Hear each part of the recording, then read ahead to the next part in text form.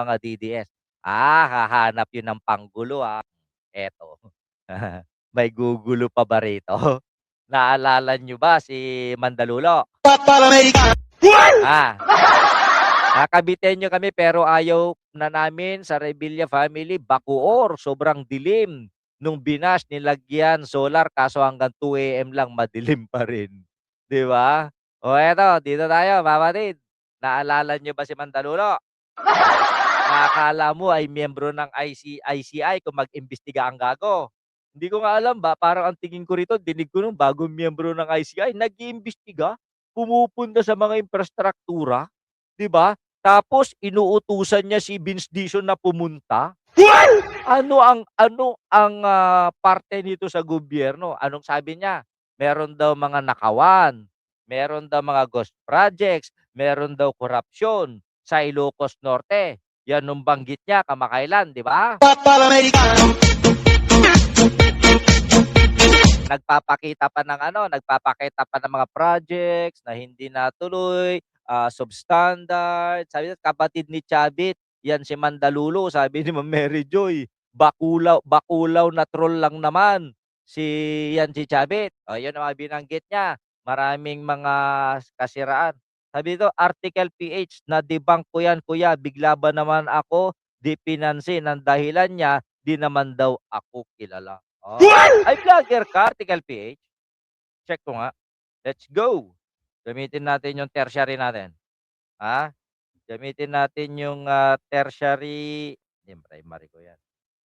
Okay, tingnan natin. Check ko lang Check ko lang si Article PH ha. Huwag kayong ano dyan. Huwag kayong umalis. Check ko lang. Kailangan kong ipasok tong primary ko. Okay. Okay. Go to channel. Nag-ano ka rin, nagla-live ka rin. Okay. Loyalista, hindi na susuportahan si De Lima. Nilabas na nila ang ikakabagsak ng Pangulo. Okay. Okay. Good. Sige, check ko mamaya, bossing.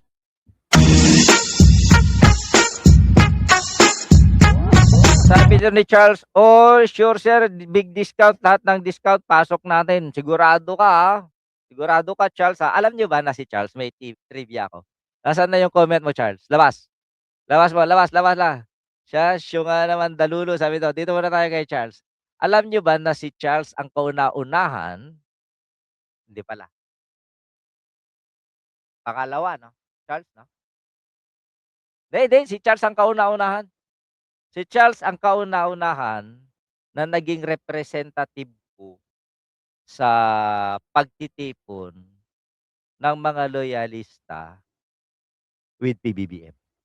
Tama, Charles, no? Tama, no? Ikaw yung kauna-unahang representative ko, 'di ba? Na pinadala ko nung Christmas party ba 'yon? Yung basta yung pagtitipon na nag-attend si BBM. Nung inimbita ako, siyempre nasa France ako. Si Charles yung pinadala ko to represent our Silaw, to represent me, to represent us. 'Di ba? Tama na, Charles, 'no? Ayan, si Charles mayaman na. May mga sasakyan na, may mga bahay na, may mga lupain na. I'm very happy. Masaya ako 'pag nakikita ko yung mga ganyan. Tsaka trabaho ng trabaho 'yan, benta ng mga condo unit, benta-benta ng mga lupa. 'Di ba, Charles? Good job. Nakaka-proud yung ganyan, sa totoo lang. Dapat kay Bong Revilla ay dalhin sa Saudi para putulin, sabi din ni Spokesjet Channel. Kaya ito, 'tong si Mandalulo, kay yabang-yabang noon. Legendary TV, hello. 'Di ba? Nagtuturo, nagmamando, ngayon pahiya ka ngayon. Anong sabi ni Mandalulo? May korapsyon. O eto, pakinggan natin mga kaibigan. Pasok. Ay, sandali. Bakit hindi ako nakapasok sa Bluetooth? SKSDE. Sabi niyo, Charlene, hello sister. Sana kuya bago may eleksyon, maging organized na yung loyalist at PBBM supporters. Kasi kung watak-watak tayo, mahihirapan tayo may panalo. Bakit hindi na naman tatakbo si BBM? 'Di ba? Okay, let's check. Okay na ba? Pare, O ayan. yung mga Sabi ni Mandalulo nun, malalim ang korapsyon ni Sandro Marcos sa Ilocos Norte. Okay, eto na. Si Vince Dizon mismo ang nagpahayag nito, mapatid. Bumisita siya mismo, lalong-lalo na doon sa Barangay Kabarwan, Pidig, Ilocos Norte, na kung saan may nakatenga. Ito paliwanag ni Vince Dizon. hindi lahat face by face. Kunyari, yung mga maglaki nating bridge, yung kunyari, yung bridge sa Kabagan, yung bridge sa, hindi, sa Camaranyugan, sa Cagayan. Inaugurate ni Pangulo yun. Yun, natapos yun, 2 taon na. Diba? Tapos na. Yung bridge sa Bukana, sa Davao, 2 taon din, 23 to 2025, tapos. Hindi ba? May mga ganon. Pero para sa akin, dapat lahat ganon. Pati yung mga tulay na ganito, na hindi naman kalakihan, diba? Dapat ganon. Lalong-lalo na nga yung mga ganito, kasi hindi naman malaking pondo. Kailangan dito, isipin mo, 50 million lang. Hindi pa mapondo ng buo. Diba? Hindi, mali yun. So, kailangan talaga, so, hindi to ghost project. Hindi to ghost project kasi Mandalulo, walang ghost project. Walang ghost project talaga sa Ilocos Norte. Sasabihin ko, may mga nasira, pero walang ghost project. Ang pinag-usapan natin dito, panahon ni Sandro, yung kay Sandro, yung kay Digong. Diyan nga sa Ilocos Sur, meron ding substandard. Mas marami nga nasira dyan sa Santa Catalina at sa Santa Maria. Sinimulan to nung last year, 2025. Ang pondo 30 million nga. Ito lang ang kaya ng 30 million. So, ito lang yun. Ngayon, dadagdagan na natin ang pondo. In fact, wala nga daw pondo to ng 2026 eh. Wala. So, buti na lang may savings tayo ng 2025. Gagamitin natin ngayon dito para matapos na. Naman magamit ng mga taga-Pidig. Diba? Yung mga barangay natin dito. So, ayan, Mandalulo, tira ka ngayon, hayop ka.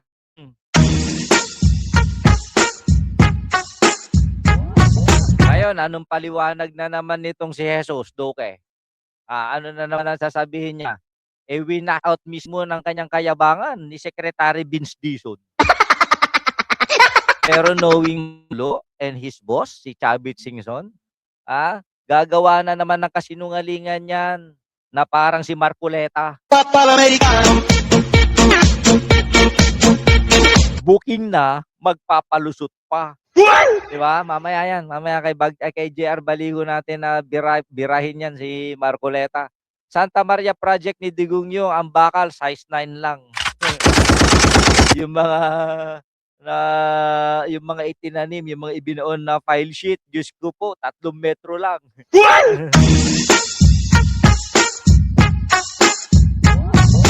Lusaw na lusaw dito si Boy Rayume. Saka may nakakatakot yung bundok na mataas doon, Narbacan. Pagbabagsak yun, maraming madidisgrasya, sabi dito. Okay, babagsak yun, maraming madidisgrasya, yung bridge doon nakakatakot, sabi. Article PH, actually kuya, kung nag-start yung investigasyon ng 2016, madami pa makakasuhan dyan. Si Digong talaga yung demonyo sa Pilipinas, Diyos ko Lord, aray.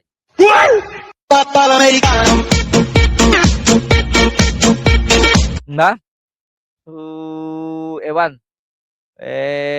Ewan ko kung ano yung mangyari. Isa pa sa maingay ngayon sa SOCMED, kapatid, actually kahapon, napakaingay nito. Dito tayo, dito. Ito muna tayo, tapos